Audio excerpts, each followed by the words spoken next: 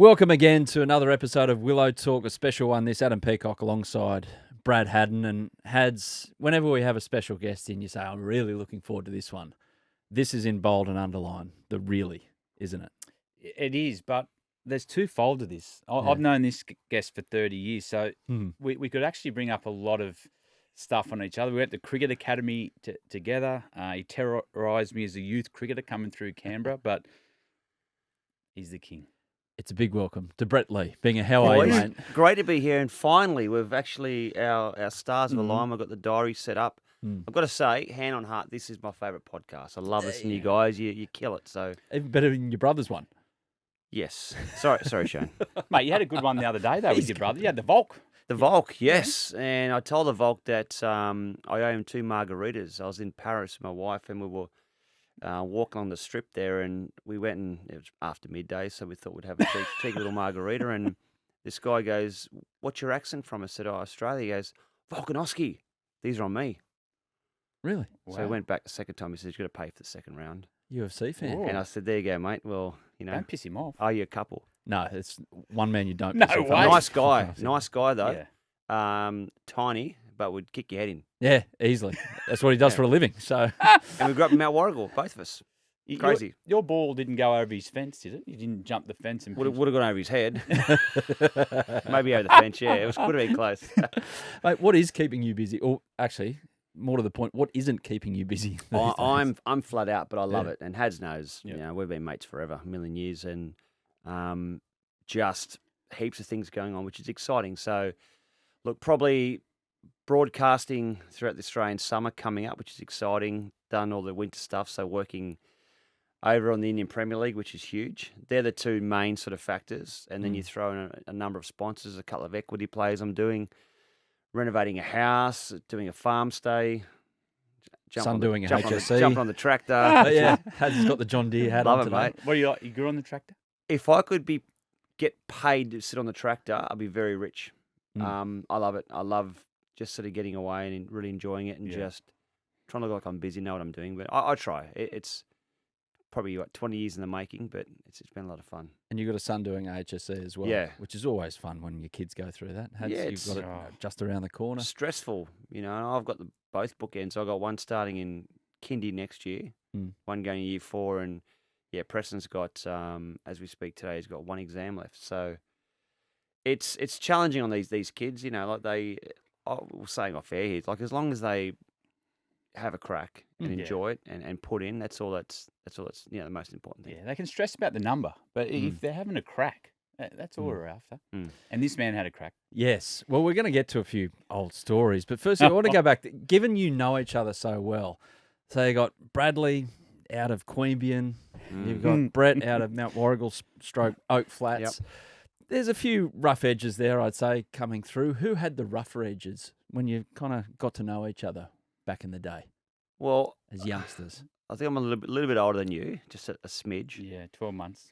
But the thing I know about Hads, and when Hads sort of came on the scene, and when we sort of crossed paths and we played like a lot of junior cricket stuff against each other, the thing you know about Hads is that he was up for a scrap, and nothing's ever changed, and that's the reason why you've achieved what you've achieved in cricket at the highest level.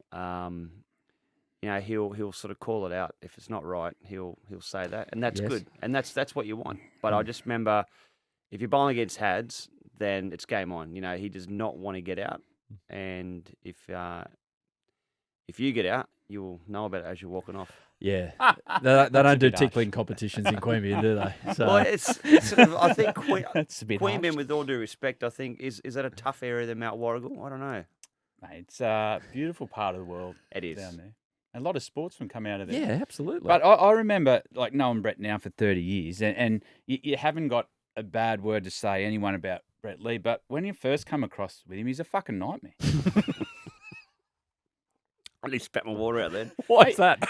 You turned up to cricket, and all you heard about was a guy that when you're 16 and to 18, that bowls 145 Ks. You go, yeah, whatever. Then you'd watch the warm-up, and the first thing you'd think about, and you want to make your mark, he's going, how am I going to deal with this?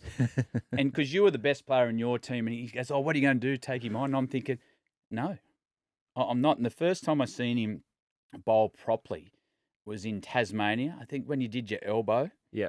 For ACT. I remember watching, and you think, oh, you're young, you can do everything. I'm thinking, how am I going to hit that? And I got out. He finished his spell. I came in, hit a couple, could see him warming up, hit one straight to mid-off and got off.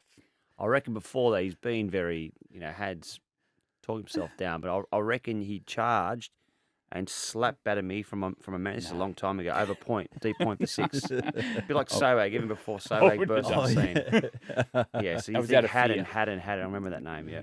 When did you realise that you were an outlier in terms of your pace and your ability? Like back growing up in the country of New South Wales, you probably at the age of 16/17, and it was funny because playing for Oak Flats Rats, the Oak Flats Cricket Club. What a name! Hello, Love it. hello. Are they still around? The Rats? The Rats are still around. Rats, shout out to the Rats if you're listening. Can you send us a hat, please? Yeah, we'll get it We on. wear the hats on here on the. We'll get your on the Willow hat. Talk. Yeah, it's this horrendous sort of looks like Master Splinter, this aggressive rat. That's us.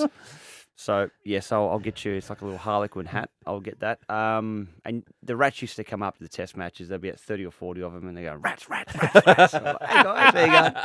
So they are great. The support's always there.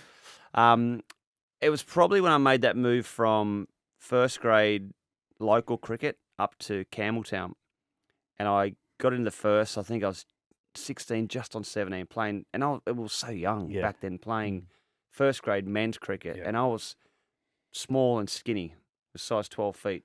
And someone was saying, "You're going to grow up. You're going to grow into your feet." I get this nickname Daffy Duck and all that. But I used to. So Shane was my brother, was the captain, so he took the win.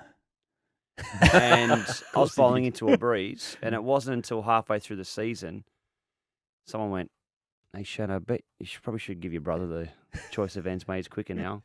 And that was the stage where he gave me the choice of ends, and that was the onus come on me. It was like, you got to step up. So about almost 16, sort of 17, when I knew that the pace was getting there, and I was just trying to take it as high as I could. How good. And then you guys went to the academy together. So what were those days like? What jumps into your head about him and vice versa down there? Mate, we had a good time. We had a really, really good time. We were lucky. We had Rod Marsh taught us a lot about the discipline of the game. Adelaide, wasn't it? Yeah, Adelaide, living at Del Monte, and about the style of cricket that Australia want to play. You talk about the style they play now, but Rod Marsh put that into all of us. And I tell you what, though, he was hard on us. We used to like the Ramsgate on a Friday night, but we had weights on the Saturday, and it was everyone, you just had to all hands on deck. And he'd walk in and look at us and just go, "Get in the water." Get in the water. Well, yeah, I told you it was deflection. Because he's frigging hungover as big time. And he still knew had the everyone. red teeth, right, from the night before. I remember one time, I'm not sure if there was the intake that you were there, but because I went 2 years. But Rod would always do the warm-up on the bike with the big fan at the front. I'm not sure what they're called. The Echo bike. Yep. Thank you, the sports person over here. And Wayne Phillips Flipper was in there as well. Yeah. And Rod's on there and he's going, this thing's squeaking. And so Flipper went and got some WD-40 and started spraying it like that. And Rod's going quicker. And he passed out from the fumes, hit the deck. We thought Rod's died. He's gone here. And he got up. Remember that? Yeah. So that was one of my Great memories. Yeah. Mate, No, but it was fun, wasn't it? Yeah, it was good fun. You learn so much about cricket and talk about Willow Talk. It was like cricket talk the whole time. And you eat, breathe, sleep, drink cricket. But he made you work as well, didn't he, Hats? Mate, he did. I remember I was at Adelaide Oval working on stuff. I reckon, Binga, you're on a construction site. Where Bob Pike Constructions. That's it. I was digging trenches. Good for your back. Well, it actually toughened me up. It was like, but I was buggered. So I'd work and I'd be digging trenches the whole day. And they got the youngster there. I'm 17 years, 18 years of age, going, dig that trench, mate. And I'm like, far out. So it actually made me focus more on cricket to think, I don't want to be digging trenches the rest of my life. Fair cool. And then ride the bike to Adelaide Oval. Yeah. And that gave us a couple of sort of beer tokens for the weekend. Mate, I remember I was lucky we didn't get in real trouble because I remember Rod doing a tour through the Saka and Shannon Tubb was my roommate, but he was only 16. He was meant to be the next wrist spinner for Australia.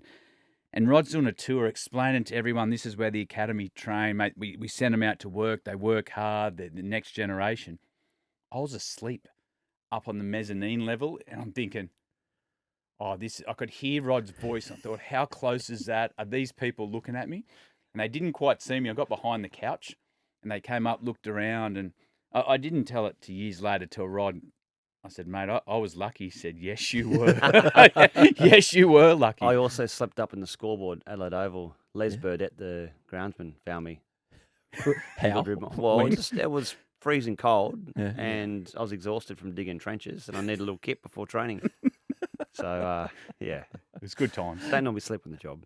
So every time you played at Adelaide Oval and you looked at that beautiful big scoreboard that everyone admires, you went, yeah, I remember up there, that third level. I was in the corner. And a couple of times playing against India when Sachin had peeled off, or VVS Lakshman had peeled off another 100, I'm thinking, wouldn't mind being up there now. It's fair. Get me out of the heat. That's fair. But you came out of the academy, both of you, like with a better appreciation, like you say, of wanting to be great at cricket, and it gave you a great grounding in that and in life, from what I can think of. Being one of our favourite ever stories that this man has told on this podcast is the day at the Wacker where he swears he's never seen anyone bowl quicker. Never. And it was just before you I got heard your your test kind call words. up. Thank you, gentlemen. And Both of you. this ball was hitting the gloves like you've never heard before, like the sound of it, the pace of it. We've never ever seen, we've seen pace. Like you'd face Brad Williams, and Brad played that game. He was sharp, but it was nothing like this. And I remember Tugger, and I said this, Tugger and Junior goes, I'm not standing this far back for anyone. We said, mate, you stand where you want. Mate, we've seen you. And I reckon Stephen said after about the fifth ball, he goes, oh, well, he's in the next test. Yeah. But I've never ever seen faster bowling than that game. But because we knew each other, and you'd hear Hadji go, come on, Lee! Handbrake off. Get your handbrake Give off. this one, right? Handbrake off. So, and it was just one of those days where things clicked, and he's had it a million times in Test cricket where you're on. Yeah. And it's sort of funny because you try to find that sweet spot or that zone that you get into. And for me, from a bowling point of view, the body felt good. The spikes were sticking in the crease. The wind was behind me. A little breeze. You had the wind. Hads is firing me up. Yeah. I'm trying to impress, Tugger, trying to get a test berth, and it just clicked. And I wish there was a radar there, So because I know that I felt, and you actually know when you feel like you're bowling quick, and without talking it up, but I actually felt my first test about 3 weeks later, where I think I hit 156 first test, I knew I'd bowl quicker a couple of weeks before at the Wacker, but unfortunately there was no speed gun, but who cares? Yeah, well, we've got the Secret Cricket Club. We've got some questions here. Great. We've vetted them. They're all good. But Raymond on the Secret Cricket Club, we'll get one in now, shall we? Raymond asks, do you think you bowled a quicker spell not recorded than that? Hello, Raymond. Wacker story? Yeah, well, just exactly that. I reckon that would have gone down as probably my quickest spell. And I think because there was so much riding on that particular game, I looked in the slips cord and who Hads was standing next to, and it's pretty much the Australian cricket team. And I was trying to impress. Hads is firing me up. Brothers there as well, and I thought, okay, this is feeling okay. He said 5 balls in. Steve Waugh said he's in the test team. Did it get to you that it No, was Hads 5? never told me. Thanks for the heads up, mate. I've never ever seen anything like it, mate. We're having the best fun behind. I remember Brad Williams running away, saying, just hit the stumps. Binga and we're saying, Binga, just hit him. It was good fun. But, mate, they were the days where, like, Stephen, Mark, Slater, and then you're against Gilchrist, Langer, Martin, Julian. Mate, it was like we had an experienced Test cricket then, and that was as close as that we got to perform in front of those blokes. And when you've got Stephen and everyone there, you're thinking, don't let the state down. Don't let the state down. But it just goes to show the way and the actual mindset, because you'd be having the guys yell out, because the guys, batsmen stepping away, and they're going, just pitch it up, stumps. And then as we cross past, me and Hadji goes, don't get him out. No way, it's too much Up fun. him again next over. See, these are the little things that he never divulges on this podcast. It's brilliant. I'm trying to draw it out of other people about what he actually set out in the middle. Well, and without bit by bit, we're getting there. 100%, but without embarrassing Hads, I'm embarrassed. a great leader, a great skipper, a great man manager.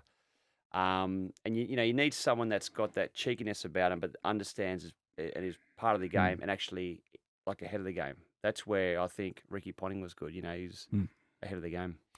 Your test debut, so it kind of starts your life becoming intertwined with Mm. India and Indian culture as well, which has obviously gone down different strains and different walks of life. But with cricket, you rock up, you play, and you take a fifer on Test debut.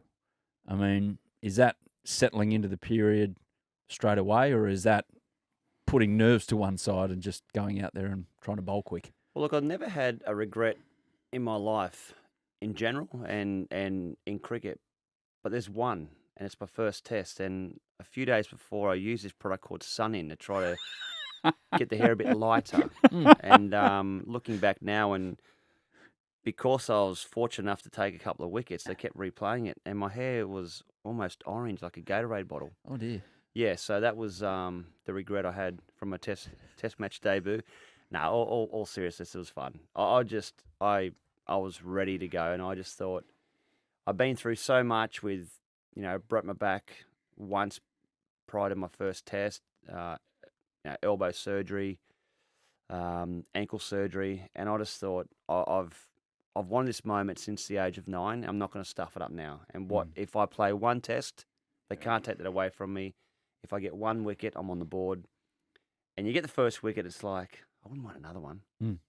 It becomes this obsession about him scoring runs and taking the bowler down, me trying to sort of outsmart a batsman and trying to get him. But that to me it's exactly what I pictured. It's exactly the way I wanted it to go. And I wouldn't change anything.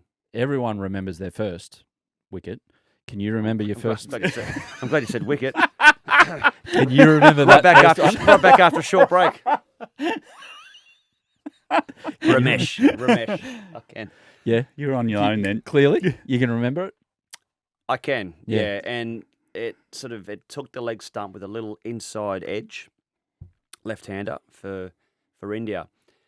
And I've seen this replayed so many times. I actually work with him over in India, and every time that we're on commentating together, they keep flashing out poor bugger, right? Poor bastard, just get his leg the only way knocked he's off famous. again. And Justin Langer thinks I brushed him because he's at short leg because he was vertically challenged.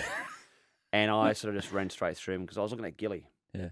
And yeah, that was a great moment. And like I said, in all seriousness, it was like no one can take that test match wicket away from me. I'm done. I'm happy. Well, he was involved in another cricketing great's first ever test wicket. They did take it off him. Ben Stokes at Adelaide Oval, which keeps on doing the rounds. No ball. No ball. And didn't you let him know about it? Well, let me know about it as well. Lee, foot behind the line, thanks. Training. Only when you're in the net. Taskmaster, yeah. Only when you're in the net. Oh, the nets are the people Worst. think. I hate it. Oh, you think about having to face them in the game. It was the nets. That's where you sort of earned your stripes a bit when you came into the state team or the Australian team. Like you had to get there and stand in front of them, look them in the eye. Like you had Brett, you had Dizzy, New South Wales. You had big Phil Alley, mate. nightmare. Shane Lee was the worst. He just wanted to hit you in the inside. Every time thigh. he got me. Every net session. He went after you, didn't he? Shane. Yeah. Horrible, mate. You were you I need took counselling it well. after net session, It's horrendous. He also ruined your batting, didn't he? Remember, you used to try to hit the first ball always for 6. I had a theory that if I stood on leg stump and I show the bowler what he's in for, like here's the furniture. So he's not going to try and bowl short because if I sort of give him the lure, like there's the 3 stumps, have a crack, he's going to pitch the ball up. So I'm thinking, right, he thinks I'm going to step away. As he runs in a bowl, I'm halfway down the wicket charging him, knowing the length he's going to bowl and pretty much the line. And it came off a couple of times where you smack him over there for 6. So at least you get one away.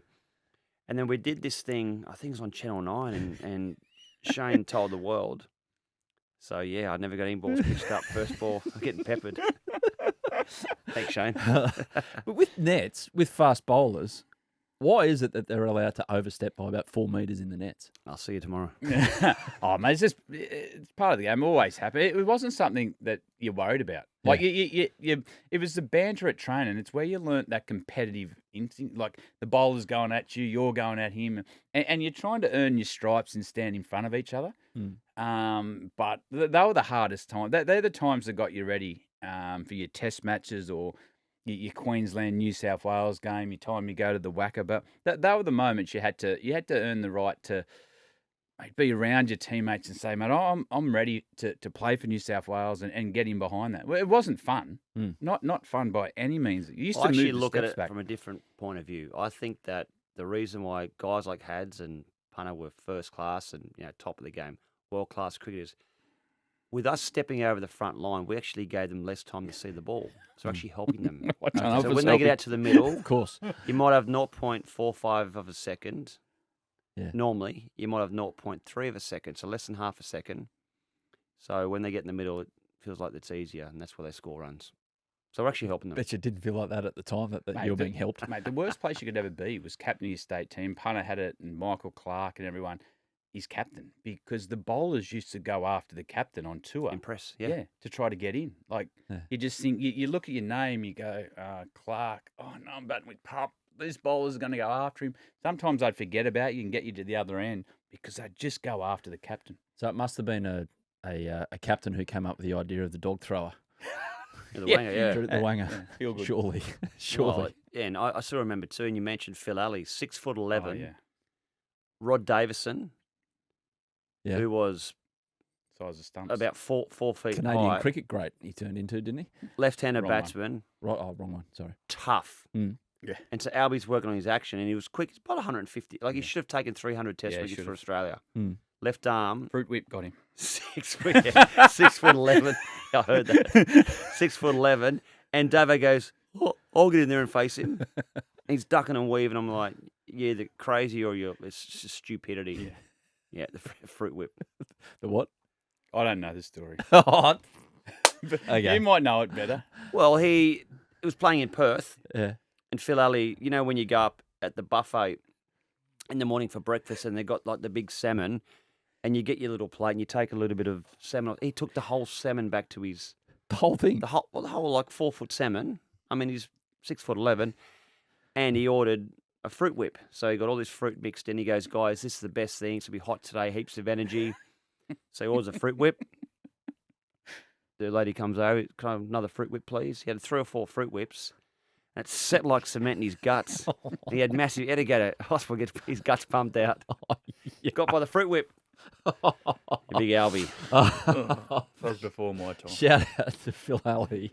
Wherever he may be. I think he's up north somewhere. Wherever he may be. I'm sure you've brought back many happy memories right there for him if he's listening. Just with injuries, ones that you can't do anything about as opposed to indulging yourself at the buffet. You touched on it before, and I don't know, the early injuries that you had might have been something to do with those digging the trenches, but there's hardly a young fast bowler who doesn't go through something while everything's still fusing together. Yep. What is your advice to a young fast bowler if you're feeling niggles, and Hads has got a theory on this as well, feeling niggles, trying to play through pain as opposed to look after your body, because it's a temperamental thing while you're still developing? Look, it's a tough one, but the simple, easiest, best way to answer that is that if you sign up to be a fast bowler, you will get injured. Oh, yeah. And unless you're a freak of nature, McGrath was the exception that he could have bowled with a pair of sand shoes on. Like, he was so good. And he just sort of cruised through the crease. But if you're expressive, slamming down that front foot, anywhere between 2 to 16 times your body weight is what the power and the pressure you put through. And we've done it at the AIS with the pressure pad. When you sign up to be a fast bowler, you will get injured, unfortunately. But you've also got to realise too what determines or what justifies what is an injury, what is that soreness. And I've always said, so I've only ever had, I think I had 2 soft muscle injuries. Soft tissue. Like a hammy or a quad or a groin. Yeah. Throughout my whole career. So I always would push my body until I snapped something. And they said, well, what's the point of that? So there's other people that will go, oh, I'm feeling a bit of a twinge in the back. I'll stop. And what happens is you stop. Of course, your body, because you've rested, you have 3 or 4 weeks off. You get back in your bowling and you go again and you get the point. So it's like boom, boom, boom, boom, boom. You rest, you go again. But that doesn't tell me where is that ceiling. I wanted to know how fast and how hard I could push my body. So I would go to the absolute end, to literally when my elbow would snap in half or my back would snap in half. And I know it might sound horrible, but I knew where that end was. And you got to know good pain and bad pain. So I bowled with pain throughout my whole career. Every single match I played, I was in pain. And I mean that. every single match. But I knew that it's pain from bowling, and I understood. I signed up to be a fast bowler. And then you know when, that pain doesn't feel right. Something's not right. And you just look down, you see the coat of arms, or Dougie Bollinger looked down and saw the beer logo and gave it a kiss. We're very, very patriotic, very proud. And you just think we're so lucky that we had the chance to play for Australia. On that, is there residual now, though? Do you get up in the morning and go, oh, that was my 50th test, that one, this morning, getting up, bit stiff, bit sore, or you're right now? No, I've enjoyed my running and stuff, but recently my left sort of internal hip's been a bit tight. And then I woke up 2 days ago and my right hip I went for a walk this morning on the beach, but just a bit tighten up. I like to put it down to sort of working on the farm, but fair enough. And it's funny that when you stop doing and I stopped weights for about 3 or 4 weeks, when you don't lift anything for a while, you lose that strength. What I found with Brett's era, you had Dizzy, you had Caspar, then you had Ryan Harris, Siddle, and that the difference between playing when you're uncomfortable, are you busted or you're just uncomfortable, the soreness, and no, I'm busted, I'm out. And I reckon they're guys like Brett and Ryan are really good examples, and I reckon to talk to younger fast bowlers now to say, mate, this is going to hurt, but is your quad tight or is it gone? Yep. And there's a difference, especially with fast bowlers, because it's not a great job. It's a horrible job. But it's a rewarding job if you get it right. And if you look at batsmen and power hitting and six hitting, yes, the technology's improved. We've got bigger bats that are lighter. You got guys doing different strength work to get the power from hitting. So I would say that the batting power game has improved over the last 20 years. The bowlers, other than one or two bowlers around the world currently, pace-wise, has decreased. Yeah. People go, why is that? I can answer this. It's so simple to answer. The training's wrong. They limit the amount of balls that you can bowl. This whole resting shit, that's the worst thing ever. I mean, rest when you're retired. Simple as that. You need to put your body through that strength and through that power and create all that energy. So when you go out, playing in the match, to me, was just relaxing. There was no media. No one could get an interview or an autograph. I could relax and enjoy it because I knew I did the hard work. But they wrap people up and they go, oh, you're redlining here. You've bowled 18 balls today. We'll take the ball out of your hand and you have to have a rest because you're redlining. In other words, you may get injured. And I always say, but you may not. Did you ever have that in your career? Because it was back end of your career. I love Troy Cooley, great guy, and he was put in a position where he had to get, and he hated it. He told me after. He goes, "Oh, Binga, you can only get 18 balls today." I said, "For what?" He goes, "Oh, your spell, because we've looked at some research. Some keyboard warrior back at the university who's never played cricket in his life, or her, had said that if you bowl more than 18 balls today, you sort of may get injured." So they go, "You've only got 18 balls." I said, "So what, warm up first?" "No, you're going to hit the ground running first ball." I said, "Well, that's stupid because you have to warm up. You don't just go jump in your car and go into seventh gear. You're going to blow the engine straight away." And to me, it's a feel thing. So I might need a bowl for an hour. I may need a bowl for 20 minutes. And Hads has said it so many times. And that's where you need a good leader, a good captain to go. And he'd always say it, just do what you need to do. You know your body better than anyone. You get ready. But it was always like, if I only bowl for 15, 20 minutes, okay, now what can I do to help out the batsman? Because you don't just go and pick up your spikes and walk in. Some people do. But you try to help them out. But in terms of body and longevity, you've got to bowl and bowl and bowl and bowl and bowl. But what about kids coming through though? So they don't know where they redline. Yep. So how do you start with a promising 18-year-old quick coming through? Because we don't want to coach the pace out of them. As you said, the pace is declining on the bowls we have. It's even younger than that. I've been throwing some balls to Preston, and there was this kid at Balmoral Nets. And he's bowling seam up. I had a quick chat to his dad. And then next week he's having a hit. I said, "Oh, is he a genuine all-rounder?" "Oh, he's working his batting, but he can't bowl this week." "Oh, is he injured? What happened?" Yeah. "Oh, no. Through whether it's Cricket New South Wales or Cricket Australia, whoever is the hierarchy that put this rule in, he can't bowl this week." So he's 14. Give me a break. I mean, they have to bowl. And I call it the Queensland theory. The Queenslanders, Oh, we're blaming them. Andy Bickle, Casper Witts, Carl Rackerman, these guys in the heat would bowl and bowl and bowl. We used to bowl 2 out, and they strengthen their body. Yeah. You sort of get your fitness from bowling. It's bowling fitness. I've always said weights are important, lean muscle mass. So they bulk them up, they reduce their muscle size, they make them tighter, they get injured, and they don't bowl 150 Ks. Well, moving on to some great career highlights of yours, and I mean, it's a topical discussion with the issues of data science and particularly nutrition comes into this as well. Tell us about your first Ashes tour and touring with Warney, a man who loved his data science and elite nutrition. Well, the guy that ate cheese sandwiches and pizza, took 708 test wickets. He just wrecked it for everyone, didn't he? He was so good. But he had that mindset. Warney had the mindset, and, I remember being on tour the first time, and Warney would always gravitate towards the young kid coming in, the fresh kid, and put you under his wing. And, when you're young and single and you see the great Shane Keith Warne, the Nike earring in, of course you want to go out and see what happens. You're out and hanging around the king, right? 100%. But in terms of the cricket, he would get what he needed from training. He would bowl and get what he needed. And a lot of people just thought he's this sort of charismatic playboy image, the rock star. And yes, he was all of that. But he was very switched on. He was mathematically a genius. Like, great poker player. He knew every single batsman he got out, how he got the batsman out, and he'd tell them. So you get like Macmillan come in, whether it's the South African one or it would have been probably Craig Macmillan, Kiwi. Played you 3 years ago. I came around the wicket. I bowled you 2 leggies. Bowled you toppy. I put a short man in. Bang. I'm going to do it again. Umpy around the wicket. First leggy. Second leggy. And Macmillan's thinking, he won't do it again. He'd actually say it to him, or he'd say it to you guys? No, he would broadcast. Now, here comes the toppy. And so they're thinking, no, he can't. He's not going to do it.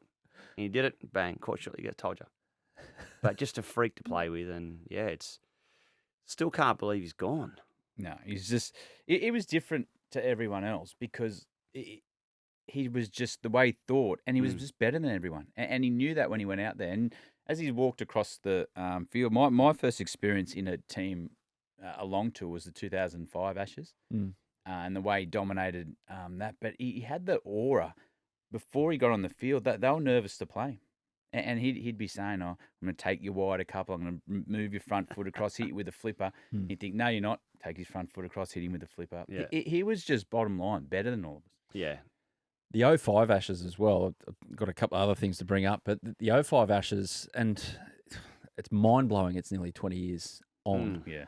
So some of our younger listeners might not recall how great it was. I can recall it clearly because all I wanted to do was stay up every night in the middle of winter and watch every ball because it was hypnotising, the whole series to be involved with. Now, you've spoken about the fact that you were around the squad but not in it because Gilly was doing Gilly things. But, Binga, you came up with some of the great moments of the series. So many players did in that series.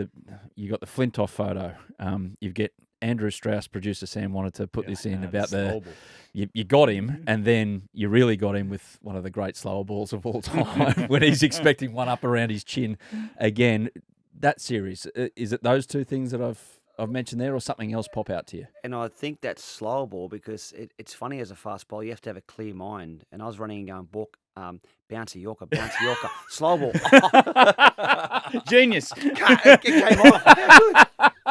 So it might look on TV like it was planned, but that just literally, like, you're sort of frazzled sometimes. And I don't even know, I didn't even bowl a slow ball like that normally, but it came out. I thought, I couldn't believe I got Straussy. But that 2005 Ashes, I'd probably get stopped in the street 3 or 4 times a week and asked about that 05 Ashes series. And generally their Poms coming up and saying g'day and saying bad luck that you guys lost. That to me still goes down as my favourite test series to play in because of the structure, the intensity. We stupidly, we won the first test from memory at Lord's, and we all went in to have a beer with the Poms next door, and they'd cleared out. So we sat in their change room and had a few quiet beers. You sat in their change room? Yeah, so bad karma. They got back to him? They got back to him, but it was just us sort of taking the piss at him. Oh, hey, Freddy, bad luck, mate, type of thing. And then McGrath steps on the ball. We choose to bowl first, which was, I don't know why we did it, but we did it. But that moment where we lost by 2 runs and we thought we had him, and I still remember that day where we're chasing 107 runs to win, and all my teammates are standing at the back of the net and they're all laughing, going, this won't take long. So it's me and Warney going into bat and big zombie can because when you throw him down. And I couldn't hit the bloody ball. And then you got guys like Clark and that laughing. I'm like, piss off, you lot. Like, I shouldn't be in this situation. You guys got out, and now we have to go and do the hard work, chase 107, and they're laughing at us, right? And I couldn't so I started slogging, and I started to get a few out in the middle. And typical Warney goes, let's get out and let's have some fun. Let's take it as deep as we can take it. Who knows what might happen? The Barmy Army were going off. Yeah. You got one little group of Australian contingency called the Fanatics, or Andrew Simons, bless him. Yeah. We'll call them the Fantastics because they couldn't spell. So they're over there in the corner. And all of a sudden, we get to, and then Warney treads on his stumps. And I don't even know how that happened. And then Casper walks in. And all of a sudden, we get to about 20 runs to win. And the Barmy Army go quiet. And the Fanatics, you start to hear them lift. And Casper hit one down a third man, Simon Jones, and dropped it. And I looked at Casper and said, this is ours now. We've got this. And you see all the guys on the edge of their seats that, 2 hours before couldn't move. 2 hours before they come, you guys are shit. You don't last long.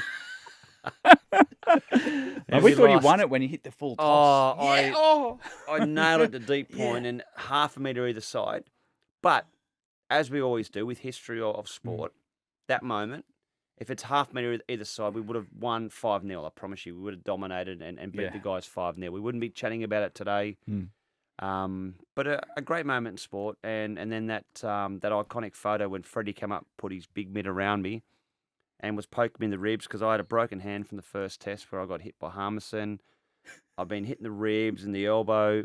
He said, I'll catch inside for a cold beer. But they've captured that as a spirit of cricket. So I'm really proud about that, and that should be a nice moment in sport. And with that, with Andrew Flintoff now, and obviously he's been through a lot in the last couple of years after that horrible crash that he had filming Top Gear, but it's great to see him back involved in cricket. And I think now, did that give you respect in England? And conversely, I certainly think it's given Andrew Flintoff a hell of a lot of respect out here, which is not easily given when it comes to Australia and England with cricket. They always love a competitor. And if you look at Andrew Flintoff, Kevin Peterson, 2 guys that gave it back to the Aussies. Like, it was almost like we're playing against a couple of Australians.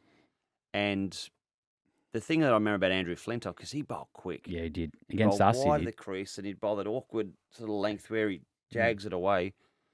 He smelled of Red Bull. All you could smell was Red Bull, just like charging in. And Ricky Ponting got me to pad up at Boxing Day Test.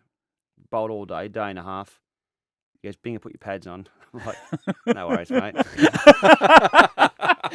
So I'm bloody sweating. I'm covered in mud from bowling for a day and a half, and I have to go out and do their job. So I put the pads on, and I got Andrew Flintoff, and we lose a wicket. Punter goes, you're up.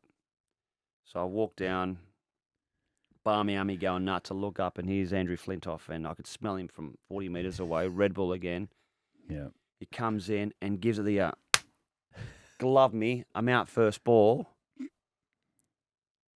and I'm walking off, and I'm out for a golden duck, and I look up, and there's Punter, and I sort of walk past him. I got my head down. He says, "Fucking thanks." So he got through the night, and he had a bit of a laugh, and I said, "Oh mate, thanks for the spray on the way back." Yeah, a long walk. Mate, great story. Mate, it's funny about the Red Bull because in that 2005, these guys are out there doing the hard work and you're making drinks, and Flintoff would always run off and change his shirt. Remember that? Oh, always. But what I seen, he used to go out the back of the change room, have a smoke, and get 2 cans of Red Bull, skull, and he'd come out, his eyes were rolling. Oh, it was scary. Yeah. Absolutely scary. That's why he was getting full purchase, and that's why he caused so many problems. Anyway. So we put vodka in it at the end of the tournament, and mate, it was great. Quick spell here on Willow Talk with Brett Lee. Back in a sec. 2003 World Cup, Brett Lee, it went so well, and we all remember what happened. Again, for our younger listeners, we just marched our way through the tournament and got it done against in South Africa, I should say, without Warney, who wasn't there for the tournament, but it was like incredible how well it went and how well it all turned out. And they were coming out okay for you. Did you feel that was you at the peak of your powers, or was it another time? Probably. Look, if I look back at my career, I'd probably say I was a better white ball bowler than Test match bowler. And I think the reason, I actually know the reason behind it is because batsmen have to attack in one-day cricket, whereas batsmen in Test cricket, they can sit on you for 4 to 5 overs and get through. So when they have to attack, that's when that sort of comes into plays in my hand.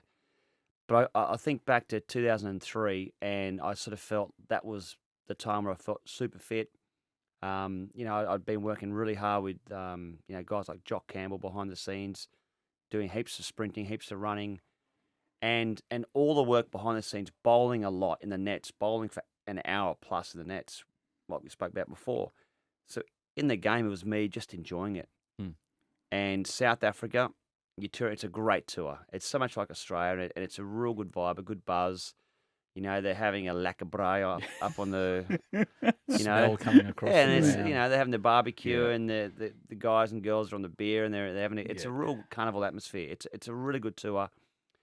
We obviously lost Warney because of that alleged substance that he had taken, and so we was like scrambling. But personally, it sort of felt like that was the moment where everything came together again. Yeah, well, 22 wickets at 17 tells the tale. Well, the other thing I remember about that, and I was on the 2000, that's when you and Shoaib went head to head, wasn't it? Like I can be faster than Brett Lee. Well, no, you can't. Then all of a sudden, it was like competition. Then that you had a mutual respect, but we did. It was on when him and I are good mates, right? But my mates and the guys in the team would always say that I would have to get physio on my neck after every spell, from bowling and looking up how quick the speed gun was. Ripping my head around to see what we were, but we were. It was part of I love to entertain, and we had the pleasure to entertain. That's what you do as a cricketer. You try to express as yourself as an athlete.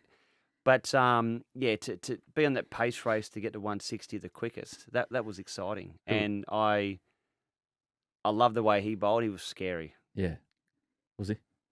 Who was scarier, Hads? Well, I'd like face Brett because his action was perfect. Shoaib, sometimes you couldn't see the ball. Wind up. Yeah, double, and you'd lose the side of the ball. Brett's you knew was going to hit you in the head by halfway down, but Shoaib's you knew it would just as it hit you. But that tournament, you were both bowling 150, 160 consistently. And was that the game? Who beat Roy? Oh, that was Waqar Yunus. Yeah, at Johannesburg. Wasn't the trainer then fielding coach Mike Young had a basketball background, and he wanted to charge the field. Oh yeah, he wanted like gloves down and go on. Like they do in baseball, major league. Scrap. Yeah, clear the benches. Out we go. Shoaib was quick. I faced Shoaib. He ran off, changed his shirt in Sharjah Test match.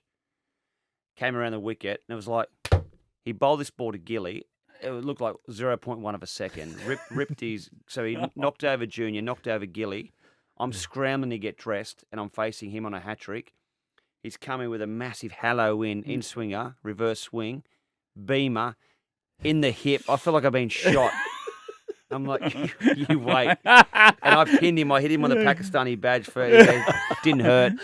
Yeah, so at least mine bounced. He was scary, mate. He was frightening.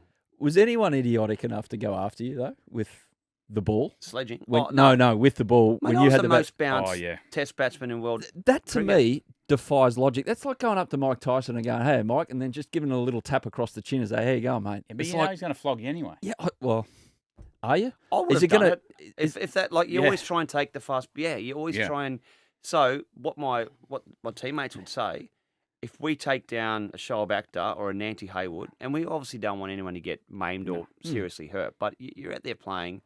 If you can put them out of the game for a week or so, whether it's a broken finger or whether it's just sort of to try to intimidate them, then do it.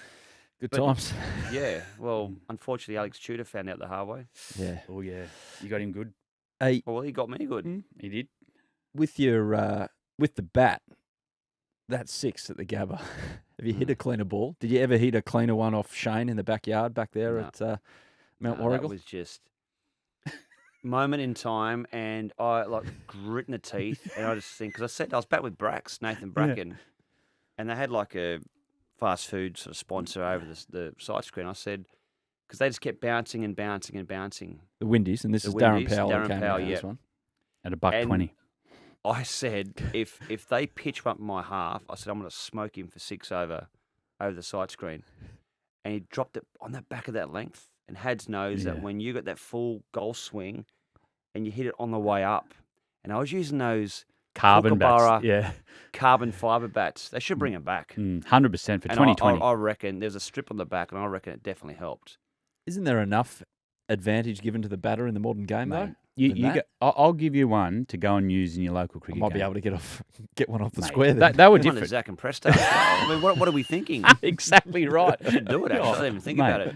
Mate, It'd be that, somewhere, but I swung as hard as I could, and it just got it clean. It's one of those moments that just came off clean, and Yeah, still hasn't hit landed. Rackerman, didn't it? Was it? Big Mocker, Mocker, he's yeah. coming in, I think with his sister, or he's walking the nets, and it landed on the top of the nets, and they fished the ball back. But You can't hit a ball that far. If you stand in the middle of the Gabba, you can't. You just think, it was a fluke. yeah. But No, it wasn't. poor Darren Powell, like I've done as a bowler, I get smoked for 6. You got to blame something. He's there scratching the front of the crease, the popping crease. Yeah. He slipped, or Mm. we've all done as bowlers. Who didn't you like bowling against? Who'd you get the top of your mark and think, oh no? Harbhajan Singh, and I work with Baji. I hated bowling because he used to annoy the hell out of me, and I've told him this. And we work, and he is an absolute legend of a bloke. Yeah. Legend, and I hope he hears this and he knows he used to frustrate the shit out of me when I bowled to him Why? because he'd sledge and he'd hop in going, I thought you were quick, and I was always in my 5th or 6th over, and he'd just be winding me up, red ragdoll ball. I could never get him. I was always exhausted when he came in to bat. It was at the wrong end of the spell. And then I said, mate, when we started work, I said, you're a bloody ripping bloke. Why didn't you actually show me how good you are or how nice you are? He goes, because I wanted that edge.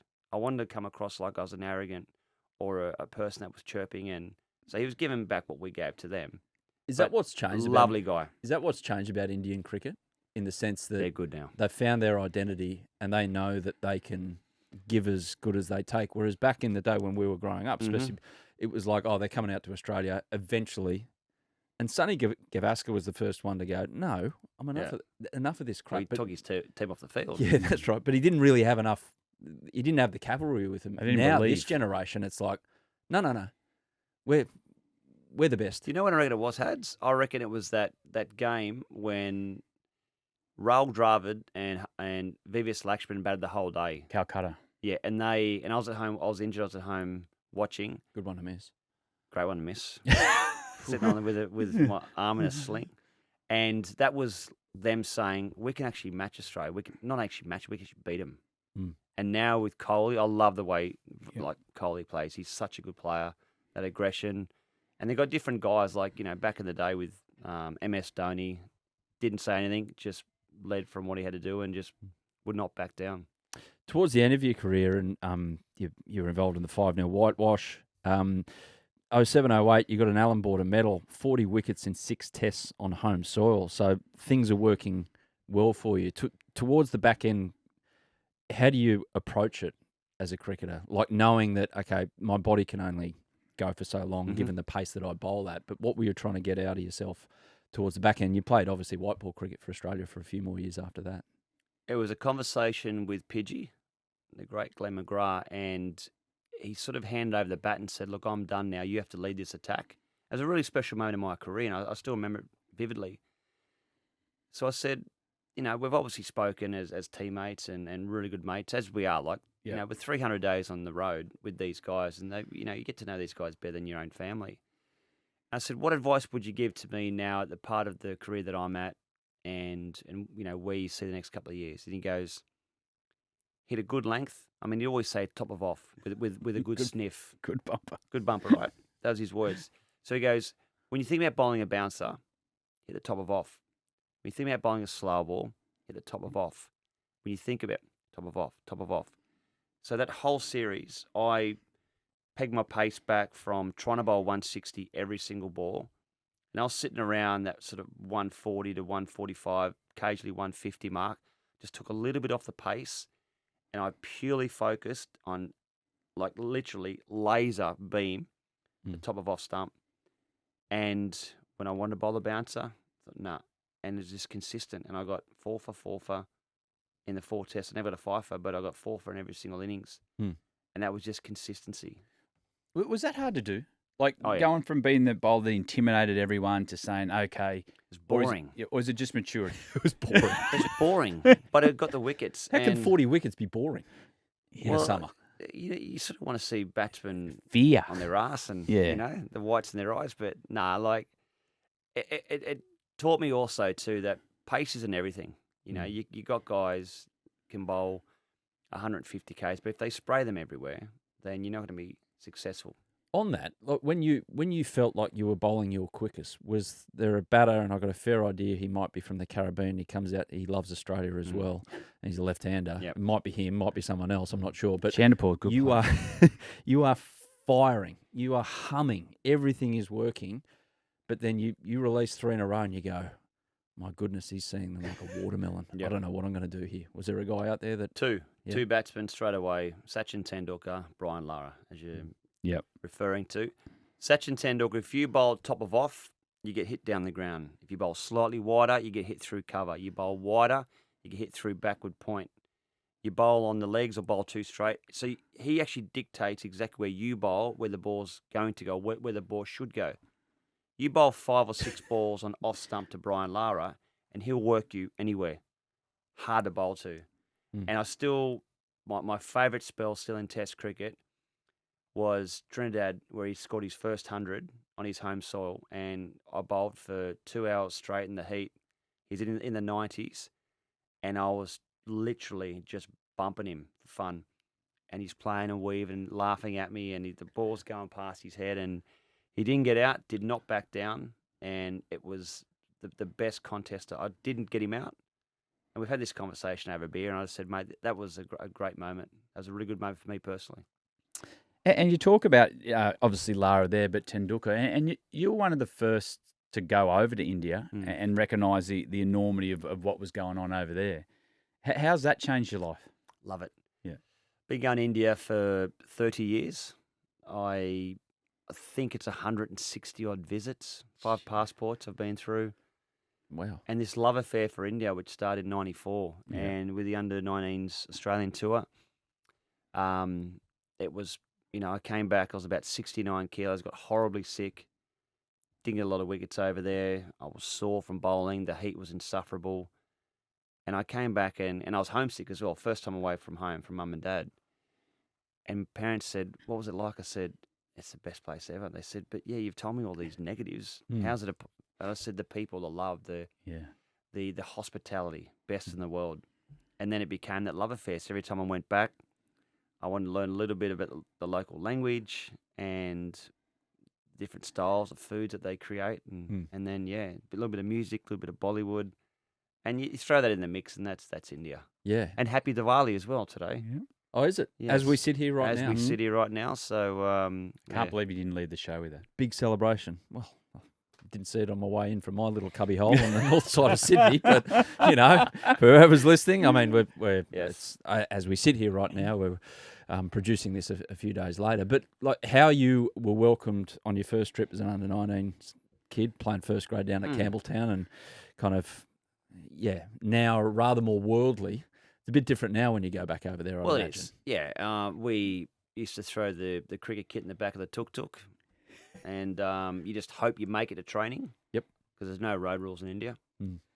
And now, they roll the red carpet out for me and Hads. It's we're pretty lucky.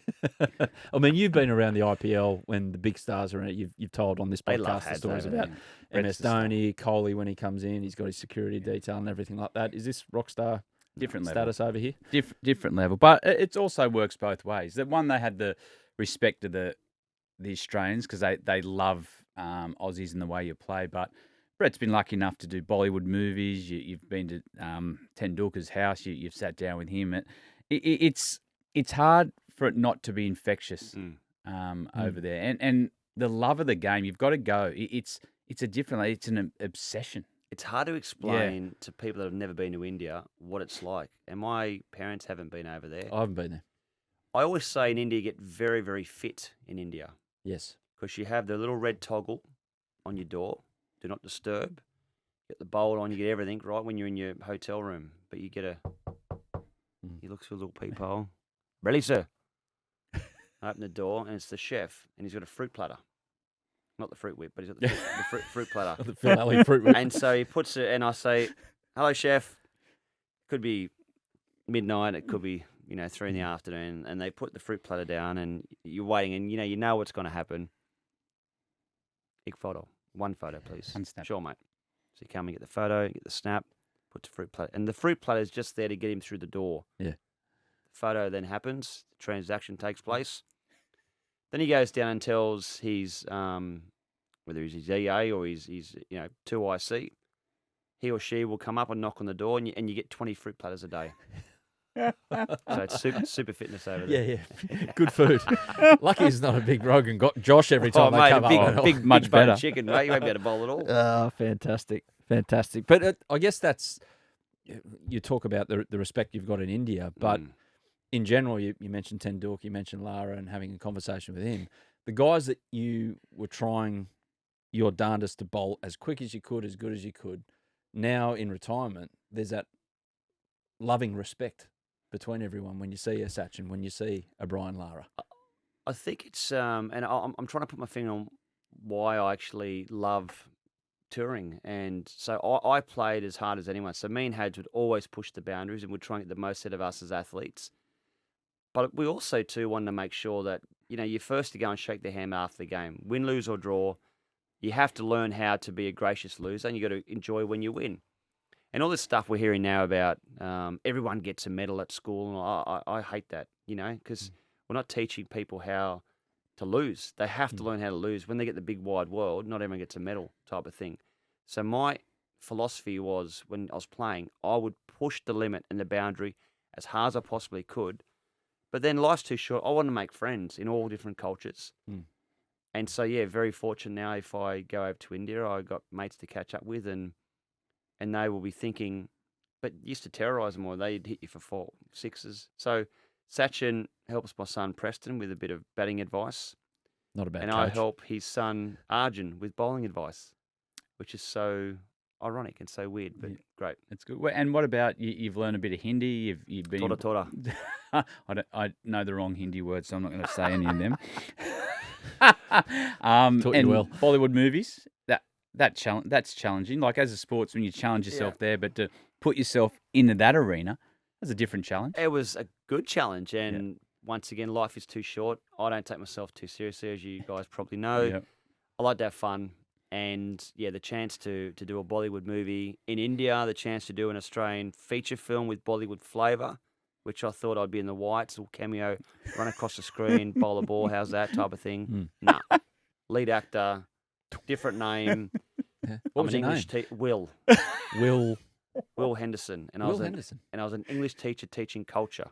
Yeah. And, so when I read the script, it's a romantic comedy. I'm looking at the script. Oh, a romantic scene. Okay.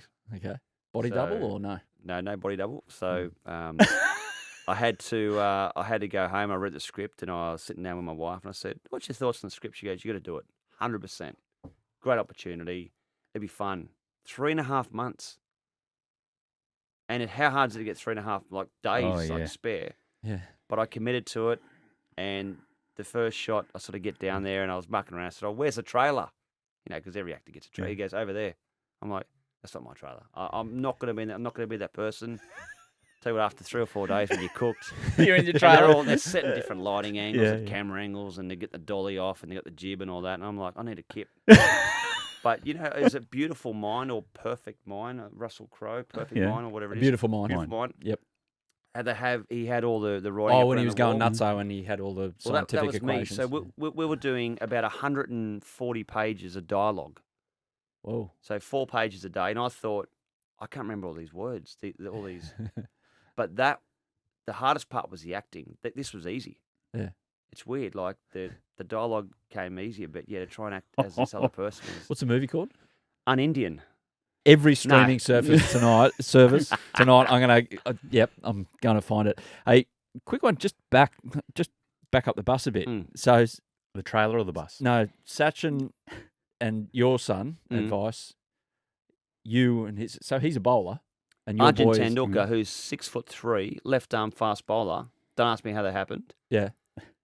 Great guy, good bowler. The advice you've given him.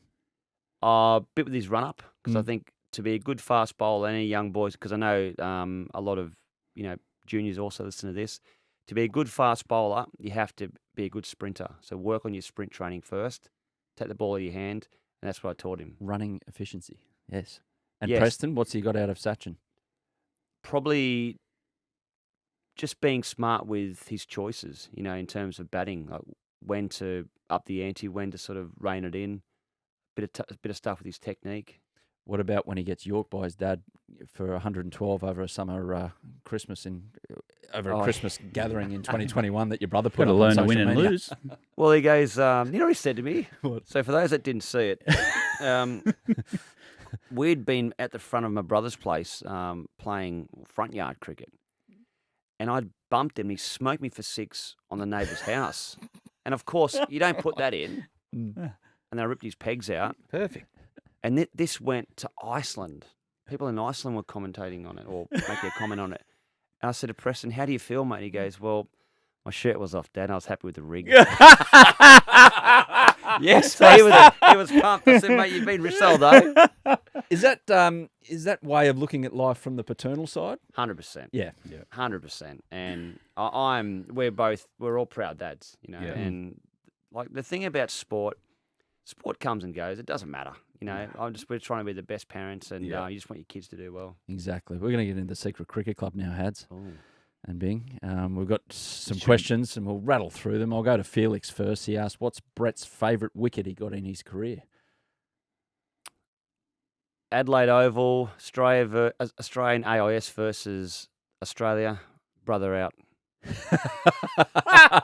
What is this? 1994?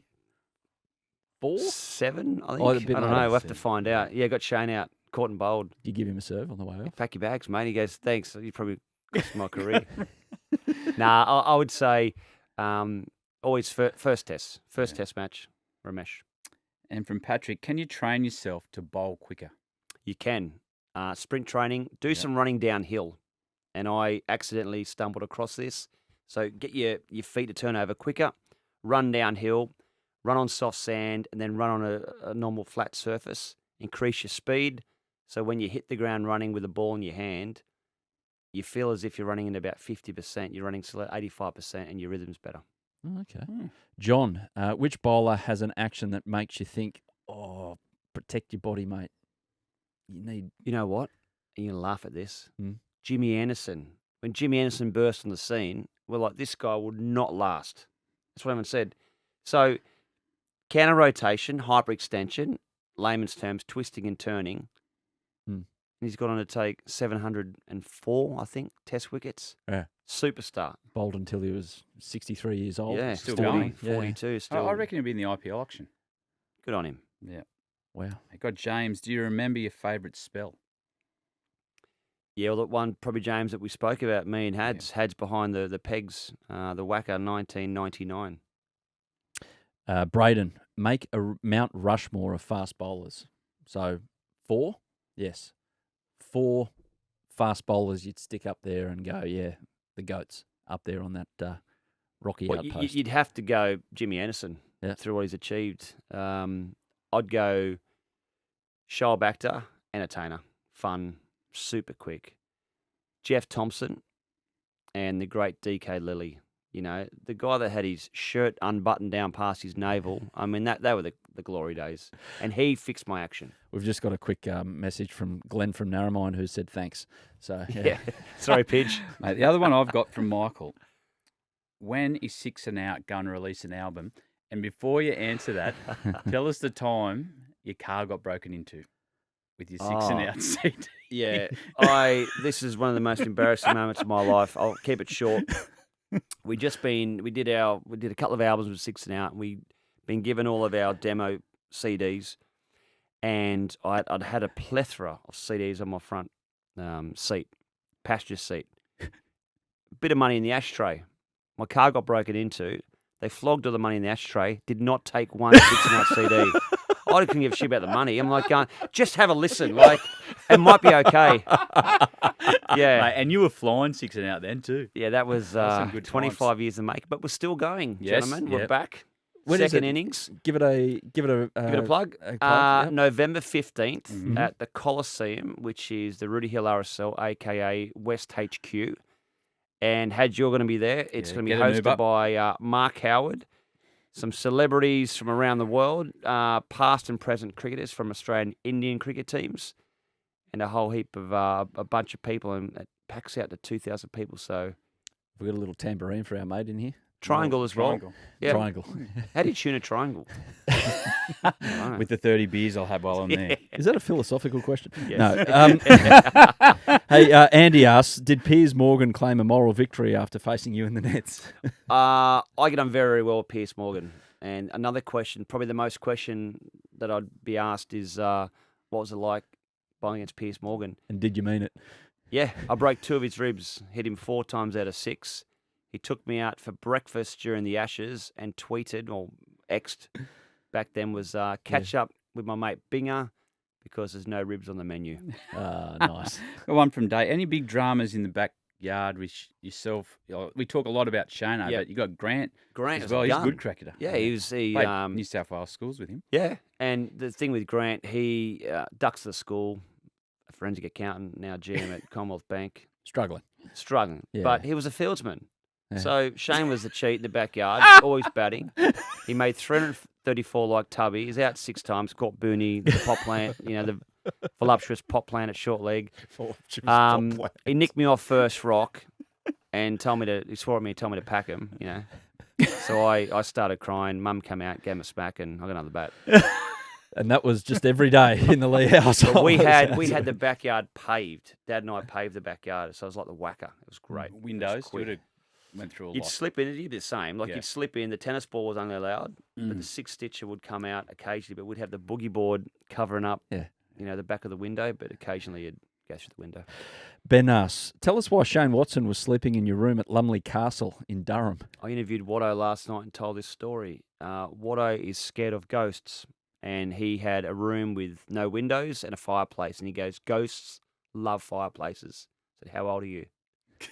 Knocked on my door, said, I want to sleep on your floor.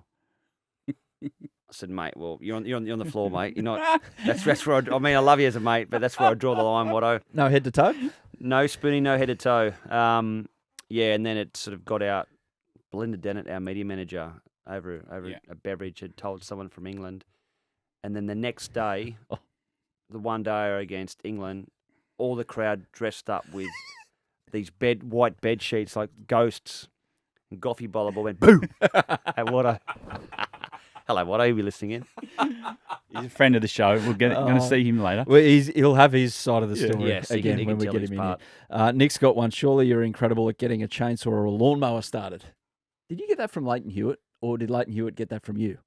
Because you both did it. Yeah, I just The started. chainsaw. Well, you know what? It actually wasn't even a chainsaw, and it sort of developed. So it's sort of over the years, I sort of did it like a knockout punch, and then someone in the press said, "What am I trying to knock out a gnome because I'm quite down low?" And this is pre-MMA UFC days. Yeah, where this it's, is even pre getting up to I was doing this for Mossman. Mm.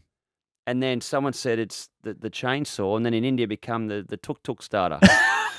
But I did it once, and I had a chainsaw, and a certain chainsaw brand sent me a whole heap of chainsaws. So it was Did they? Yeah, Good for the farm. great for the farm. great for the farm. Mate, do you think the celebration should come back? Like bowlers Yeah. should have signature celebrations. Why not? Yeah. And 2020. we actually started it. The fast bowling cartel started holding the ball up. Batsmen, the fifer. Yeah. batsmen get a 50, right? Which is 2 wickets for us. So we should just half hold the ball up, How can you do that? just sort of hold up like that, and then the 100, the Yeah. bat up, Yeah. or the fifer, you hold up the rock. Whose idea was that? I think it was Jason Gillespie. I think Dizzy came up with the idea. Mm. That's a good one. Now everyone does it, don't they? No, they all. Everyone does it. Yeah. And and we don't play for. I couldn't really give a shit about stats, honestly. We play because we love the game. We play because we love the competition. But it's nice when someone gets 100 and you can actually acknowledge it as a teammate. It's fun. And last one, I think we've covered this ground, but we'll just put a bow on it. Was it harder facing other quicks after bouncing them or acting in Bollywood? Acting in Bollywood was tough because I didn't know what was about to happen. Whereas I knew I was going to get bounced. Back when Mark wore the whacker, second new ball, Windies. I go to Junior, said, any advice? He goes, it's fucking quick at him, mate. Good luck. That was it. I thought, thanks, mate. Thanks, June. He was all right. He had his vest on. I got pinned first rock by Courtney Walsh. And he's one of the best ever to play. Yeah, Junior, legend. Oh, outstanding. Last question, absolute last question. This is not in the Secret Cricket Club. Fun. But wrap it up for us, Bing. Overall, you look back at cricket, and obviously you've gone in the afterlife of cricket and made a great success of things and happy life and great father. But with your cricket career, you look back on it now, you happy with it? Yeah, I'm content. Look, I wouldn't change anything. I wouldn't change the injuries I've had. I wouldn't change the success that I didn't achieve. To win a World Cup's amazing. To lose in Ashes is devastating, but it's also what makes you as a person. And you have to be, as I said, a gracious loser. Got to appreciate it. But cricket aside, you got mates for life, and that's what sport's about. So couldn't give a rat's about stats. It's all about the moments that you have. I don't miss bowling, even though I'm still doing it stupidly in these Masters Leagues. I miss the camaraderie. I miss the beer in the change room. I miss your mates on tour. Is that why you do those Masters Leagues? Yeah, I think so. And, you miss that nervous energy as well. He'd have an up and under before he went out to bat. Did he? Yeah. Every time? Mate, if you hadn't known that, get on me, because if I did that, I was scoring runs. Yeah, when you hear Hads get on, he's barracking for the North Sydney Bears. Hads is on today, 100 companies way, and normally he'd peel 100 off at about 40 rocks. But your memory of him, abiding memory is, or everlasting memory is that sound that day at the whacker or that ball hitting your gloves. Oh, it is, because that was just something so different. But my lasting memory of Brett is the person he is. Like you talk about the stats, and we could talk about all that for ages. But mate, we had a good time when we played. You still have a good time now. Mate, last time we had a long lunch at Woolwich Pier. Oh, that was great. Mate, great day. Sitting there with my mates. They'd never met him before. They walked away and say, mate, how good a bloke's Brett Lee. But they did get nervous that day because one of our other mates, Mark, goes, all right, credit card roulette, throw it in. Oh, yes. But the boys are drinking Scotch red wine. My mates were all sitting there going, oh, Binga lost. Did ya? Yeah. So when's the other, I have to try and around Christmas, back? we've got a Willow Talk lunch there. We'll get on to Woolwich Pier. They'll have us again, 100%. Producer Sam's giving us thumbs up. Go and ask Arthur. Well, Willow Talk, surely, you guys can... Yeah. That's Arthur Laundy. He loves Willow Talk. I was just saying too that's Hads. Yeah, our logo's in the studio. Yes, we can't pay any rights. Image. Lucky. It's fine. IP, whatever that. But you've looked past Hads here and he's gone, I thought I know that action. Well, I can That's see me. I can see by the dodgy elbow. Yeah. and that's Hads. 100% Hads. The almanac over here, he knows exactly what shot that was, when it was. I reckon that was at the MCG. Short one against India. Yeah, don't bowl short of Hads. But you know what? This is fun. I've wanted to come on for so long. Thanks for having me on. But I've loved it. But it's mates, mateship. Yeah, having a chat. I was nervous today. You thought more was going to come out. Did you have a spew? No, not quite. No, okay. But then you thought, because we could have gone off in some real stories that we thought, hang on a minute. Yeah. But it was good today. Well, lucky there was a rundown. ones that we Because could tell. next time, we're not going to have a rundown. That's at the lunch. Whoever wants to come. Yeah. Well, I hope Meet us at Woolwich. back. Absolutely. Anytime, Brett Lee. Appreciate it, mate. Thanks, you. Gents. Legend. That was Willow Talk with Brett Lee. Yeah, thanks for watching the Willow Talk podcast on YouTube. Don't forget to hit the subscribe button so you don't have to miss an episode wherever you are. And while you're at it, check out these videos up here. They're mostly good.